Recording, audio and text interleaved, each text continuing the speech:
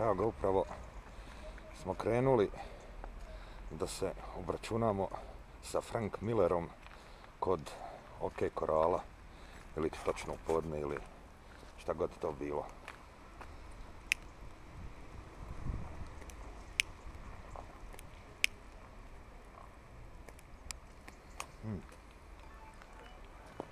Ne propagiramo pušenje,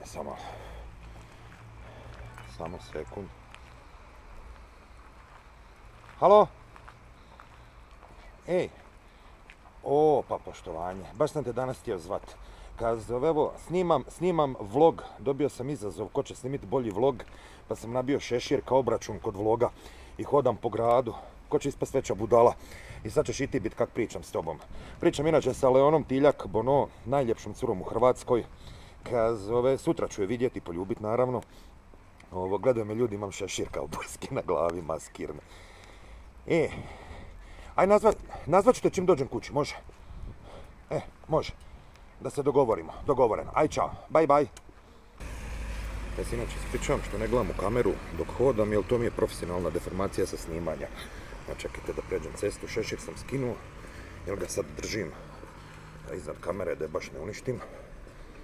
Da se to može vidjeti kako izgleda u sjeni, da se vidi šta.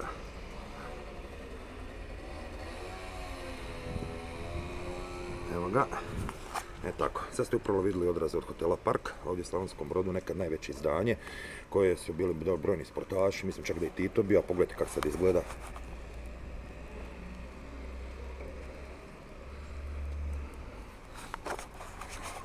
Dosta derutno i ruševno. Sad, Frank je u pravu, idu neki momci, gledaju me neko luđaka, kaže, tip drži šešir nad kamerom i priča u nju.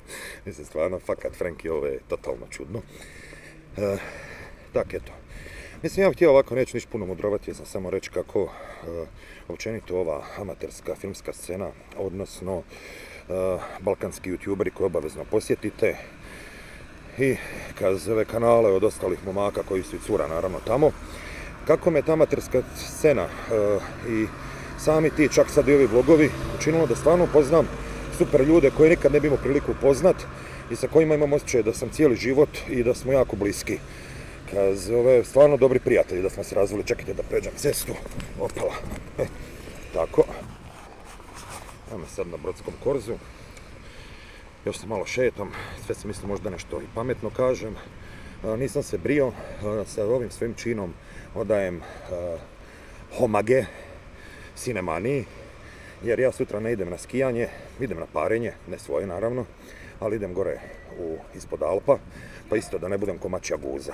Evo još jedan kratki pogled korza našeg i pićemo dalje. Ovo je šešir i dalje stoji nad kamerom jer kiša pada. Ajmo.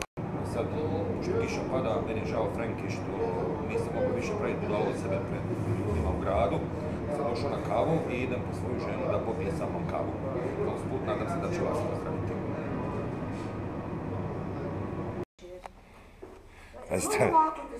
Evo ga, ajde reci pozdrav balkanskim youtuberima. Ajde, pozdravi! Ajde, snimam.